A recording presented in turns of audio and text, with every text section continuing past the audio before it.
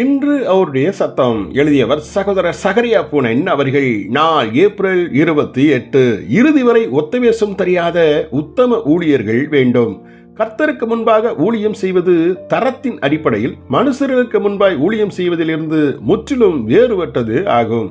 கர்த்தருக்கு முன்பாய் ஊழியம் செய்வது பொன் வெள்ளி வெளியேறப்பட்ட கற்களால் கட்டுவதாய் முடியும். தங்கள் காலங்களில் கொஞ்சம் கூட ஒத்துப்போகாமல் தேவனுக்காய் உறுதியாய் நின்ற உத்தம சாட்சிகளால் வேதம் நிறைந்து இருக்கிறது.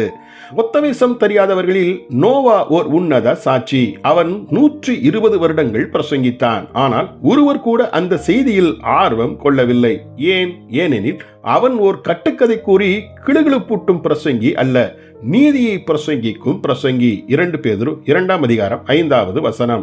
ஆனால் இந்த 120 வருடங்களில் கொஞ்சமும் சோர்வடையாமல் நிலைத்து நின்றபடியால் அவன் முழு குடும்பமும் ரட்சிக்கப்பட்டது. ஆம், பிரசங்கியின் குடும்பத்திற்குத்தானே அவருடைய அந்தரங்க வாழ்க்கை தெரியும்.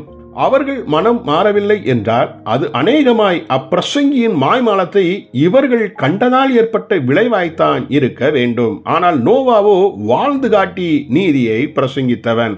ஒருவேளை சாத்தான் நோவா நீதியை பிரசங்கித்த சில வருடங்களுக்கு பின் கொஞ்சம் பலன் கிட்டும்படி பிரசங்க தரத்தை குறைக்கும்படி சோதித்திருக்க கூடும்.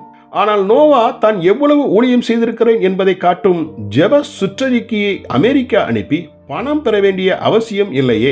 அவன் தேவனுக்கு மாத்திரமே ஊழியக்காரன். எனவே அவன் ஒத்தவேசம் தரிக்க மறுத்தான். சற்றே எண்ணி பாருங்கள்.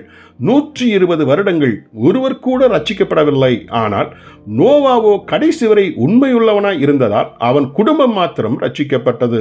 இன்றும் இவ்விதமான சத்தியத்தில் உறுதியான குடும்பங்கள் இருக்கத்தான் செய்கிறார்கள். ஜெபிப்போமா. பரம தந்தையே, எங்கு பார்த்தாலும் மனுஷருக்காக சத்தியத்தை இழந்து ஒத்தவேசம் தரித்திடும் ஊழியங்கள் மத்தியில் உமக்கு முன்பாய் வாழ்ந்து உத்தம ஊழியம் செய்திட எங்களுக்கு உதவும். இயேசுவின் நாமத்தில் ஆமேன்.